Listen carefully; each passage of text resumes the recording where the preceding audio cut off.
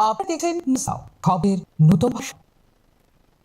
ADC शासक टिपरा प्रद्युत ने मंगलवार को एक सरकारी कर्मचारियों को पेमेंट नहीं किया है। जवाब में मुख्यमंत्री डॉक्टर मानिक किशोर देवबर्मन के बयान कर दिया। एडीसी कर्मचारियों को सैलरी दिया गया है। टेक्निकल कारणों से शुरू में कुछ देरी हुई। डॉक्टर मानिक शाह ने इस जानकारी के मुख्यमंत्री डॉक्टर मानिक शाह ने यह कहा कि अलग होने वाले जाति छात्रों का रोज 100 किया गया है।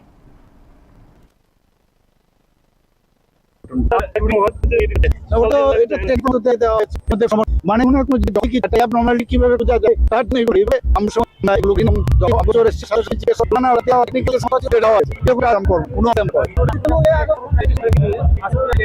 जब बोल रहे लोग जो इनको ये का जो तो सब जगह में अभी 80 रुपए से करवाना है और हम लोग जो गवर्नमेंट के पास है 32 करोड़ के ऊपर उसमें अलग हम लोग मानते हैं वहाँ पर तो हमारी और बच्चे लोगों को खास कर बच्चे लोग हमारा पूरा इसलिए हमको सारे चढ़ना जो चीज अभी इसी में नहीं हो रहा है